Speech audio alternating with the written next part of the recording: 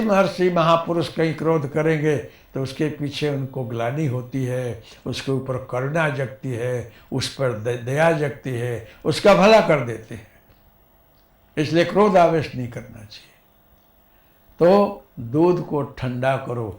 ठंडा लोहा है वो गर्म लोहा को काटता है।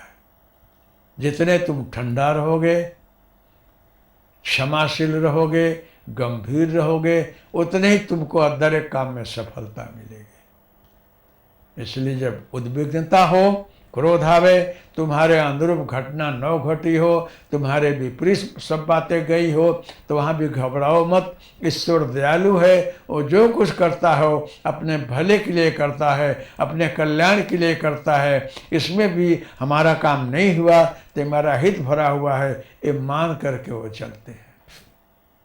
जो हो रहा है अच्छे के लिए हो रहा है।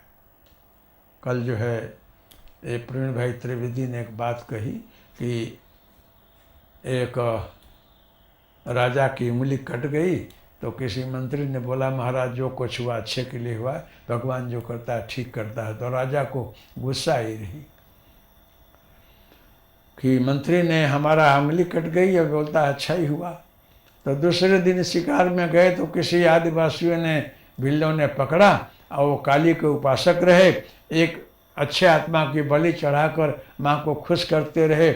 उस दिन ये मिल गए, उनको क्या खबर है राजा है, लेकिन अच्छा आदमी स्वस्थ मिला है। जब मस्तक काटने को हुआ तो उंगली कटी रही, बोले खंडित आदमी की बलि नहीं चढ़ानी चाहिए, छोड़ देना पड़ा। फिर राजा को लगा कि जो मंत्री ने बोला वो ठीक बोला रहा, जो भगवान करता है ठीक करता है, अच्छे के लिए करता है।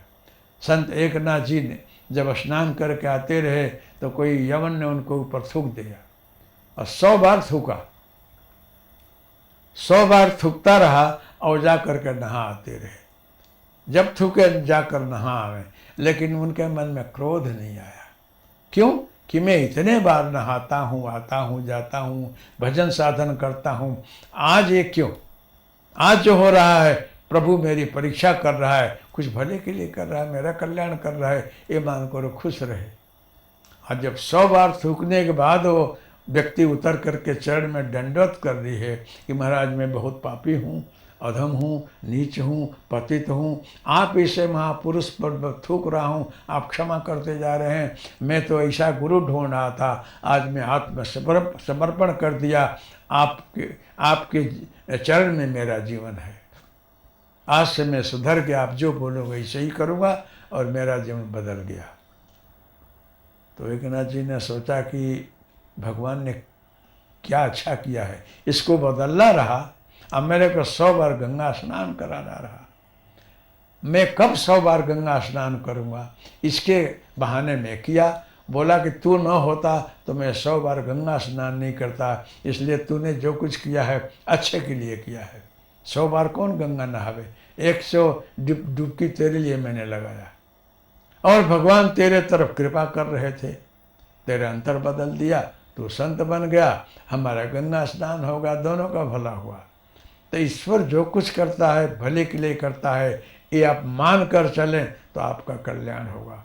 तो बस देव की नंद यशोदा एक जन्म की साधना उपासना से कृष्ण को नहीं पाए, अनेकों जन्मों साधना के बाद भगवान कृष्ण उनके यहाँ आए हैं। हम उनके यहाँ आने के बाद सारे सृष्टि का कल्याण करके गए। तो धैर्य, शांति बहुत अच्छी चीज़ है। गर्म जो है अच्छा नहीं है, ठंडे से रहो। दूध जमाओगे, जमेगा, उसके बाद मंथन करो।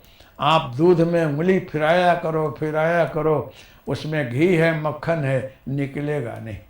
परिश्रम बगैर कुछ नहीं मिलता।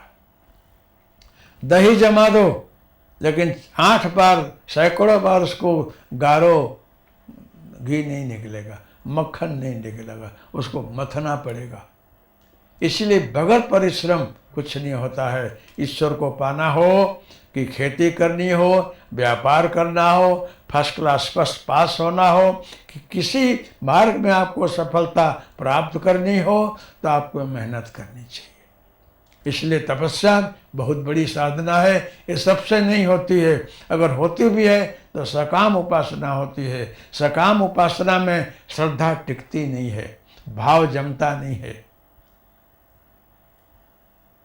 स्थिरता रहती नहीं है, मन चलित रहता है, काम हो गया भक्ति छूट जाती है। इसीलिए साधना उपासना में जो श्रद्धा विश्वास भक्ति निष्कामता होनी चाहिए, नहीं होती है तो सफलता नहीं मिलती है।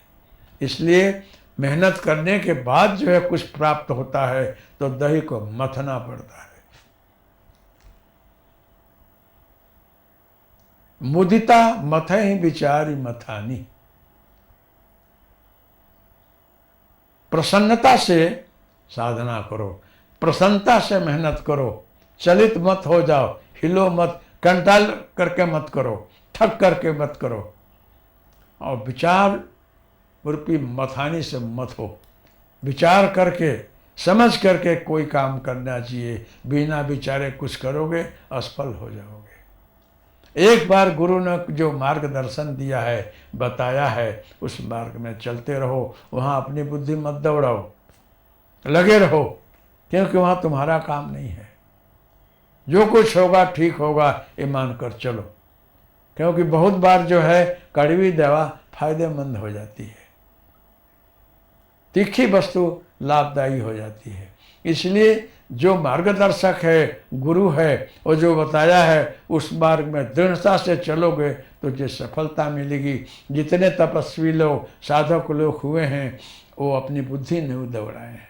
उनको जो कुछ खाना उपलब्ध हुआ, पानी पिए, जो कुछ खाए पिए करके भजन किए हैं और हिले नहीं हैं, डटे रहे हैं, लगे रहे हैं, इधर उधर फिरे नहीं हैं, दृढ़ता से मंथन करते रहे।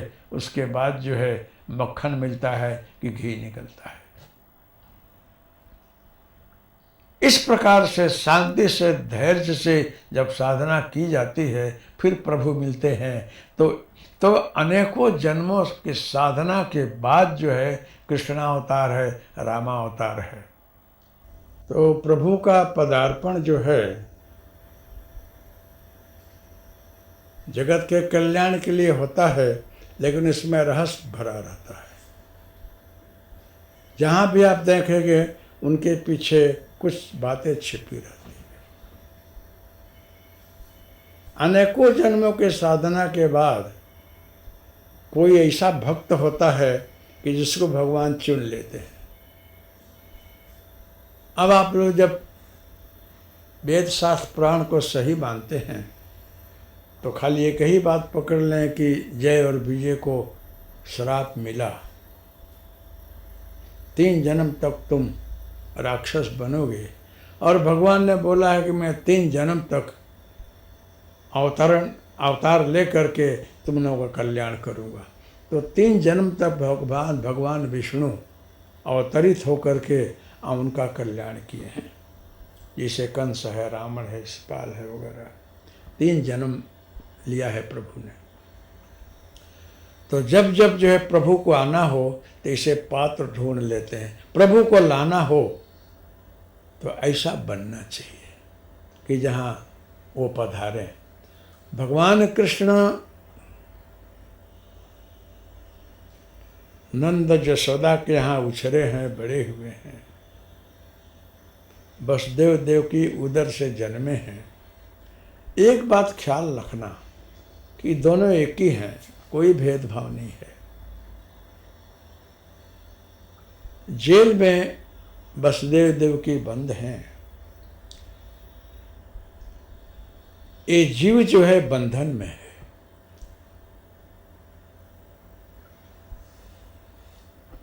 अविनाशी जीव जो है वो सांसारिक सुख दुख में, द्वैत में, द्वंद्व में, मेरे में, तेरे में, अज्ञान में, ज्ञान के बंधन से जड़ बधा हुआ है। जड़ चेतन ही ग्रंथि पड़ी गई, जदप मृखा छूटत कठिन।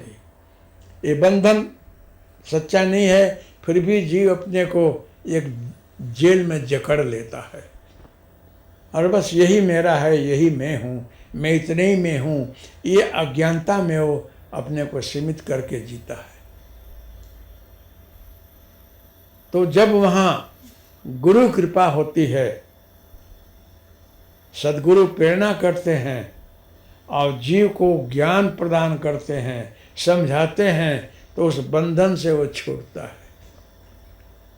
और जब बंधन से वो छूट जाता है तो वहाँ साक्षात्कार होता है, वहाँ प्रभु का प्रागाट्य होता है। वसुदेव देवकी का रहस्यात्मक कथा यही है कि जीव जो है बंधन में, जेल में बंधा हुआ है, लेकिन गुरु कृपा से, देव कृपा से, उनके भाग्य तपस्या से जब बंधन छूट जाता है, वहाँ जेल में मतलब भगवान प्रकट होते हैं। भगवान के प्रकट होते ही जीव मुक्त हो जाता है। जब प्रभु प्रकट हुए हैं तो बस वसुदेव जी के पैर के सांकट टूट गई है, खुल गई है, क्योंकि प्रभु प्रकट हुए हैं। आवो जो है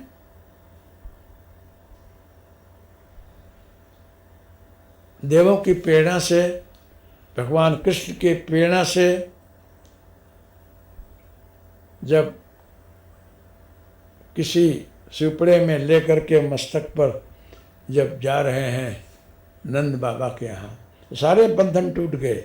शास्त्र बोलता है कि आपके तपस्या से, साधना से, गुरु कृपा से जब ईश्वर का प्रागाट्य होता है और यहाँ से नाभि चक्र से भेदन करते करते जब सहस्रार में पहुँच जाता है तो वहाँ सारे बंधन टूट जाते हैं। यही जो है, जो शक्ति है, मतलब जो कुंडलनी है, उस पर छत्र छाया बन करके रहती है। जब वसुदेव जी भगवान कृष्ण को लेकर जा रहे हैं तो वहाँ नागदेव ऊपर से छत्र छाया किए हुए हैं कि पानी न बरसे और कोई तकलीफ न हो, क्योंकि शक्ति जो है और शक्तिमान दोनों साथ रहते हैं। ईश्वर की ऊपर छत्र छाया रहती है। ईश्वर अपनी माया के आधार पर ही सृष्टि करता है, उसको साथ लेकर चलता है। गए हैं वहाँ और नंद बाबा के यहाँ जो शक्ति का प्रादुर्भाव हुआ है दुर्गा का, वहाँ रख करके ले करके वापस आए हैं।